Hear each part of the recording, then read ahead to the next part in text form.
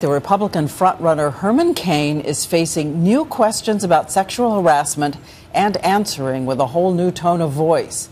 Today, a report says a third woman is coming forward, just as ABC News has learned more about his two other accusers. Cain is calling the whole thing a smear campaign. ABC's chief investigative correspondent Brian Ross is on the story in Washington, and legal analyst Dan Abrams right here in New York. First, Brian Ross. After 2 days of talking to reporters everywhere, Cain spent today avoiding them as best he could. Excuse me. Gentlemen. Excuse me.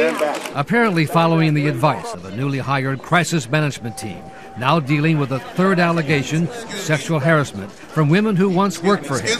And while they remain unnamed, at least two are well known inside government circles. One has worked for years as a public spokesperson for federal government agencies. Her case appears to be the one Cain has described in his round of interviews, saying she was in communications and is short. And I was standing near her, and I did this saying, "You're the same height as my wife." The second woman who complained about Cain is described by former colleagues as now working as a registered lobbyist in New Jersey. Cain says nothing happened, but that he does recall going out for drinks with her and other employees of the Restaurant Association after work. It was never she and I alone or anything like that. But the incident with the young woman, which took place at a restaurant in Crystal City, Virginia, was much more serious, according to a former pollster for the Restaurant Association.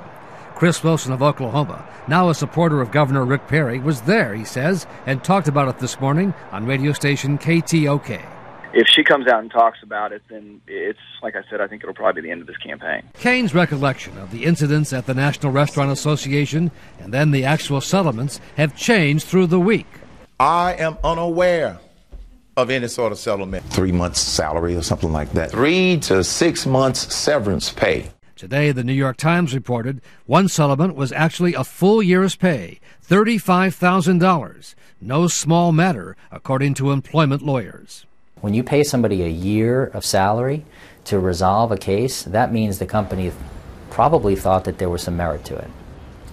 By the end of the day, the only reaction from Cain was to call the new allegations part of, quote, an appalling smear campaign, unquote, with Cain now pointing a finger at one of his own former consultants, who now works for Governor Rick Perry, something the consultant and the Perry campaign both deny, Diane. All right, Brian, thank you. And we want to dig a little more deeply into this. And with us now is ABC's legal analyst, Dan Abrams. Dan, you're a lawyer. You've covered these cases your whole career. What do you see or sense in this one? Well, on the one hand, you have the consistency now. You have a number of people coming forward, which is significant when evaluating the big picture. On the other hand, I don't know that it's necessarily true that you can look at a settlement and say, because they settled, therefore it was a valid, actionable claim. But as we know, this is a debate around living rooms everywhere. What is sexual harassment? What does the law say rises to the level of sexual harassment? Creating a hostile or offensive work environment.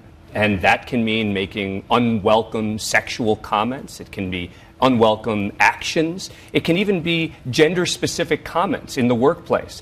But it always requires evaluating the totality of the circumstances. But when you're talking about unwelcome, he mentions commenting on her height. Did he come to the level of a chin? Yeah, that's not going to be enough for a valid sexual harassment claim. I think that if they were going to win in court, there would have had to have been significantly more than that. And does the law have a list of things that constitute sexual harassment? There are guidelines. The EEOC website, for example, lays out what are the basic rules that apply. But the case law is really what determines it. Case after case, there are different lines that are drawn, and that's where the lawyers start. Case by case. Okay, thanks so much, Dan. Good to have you here tonight.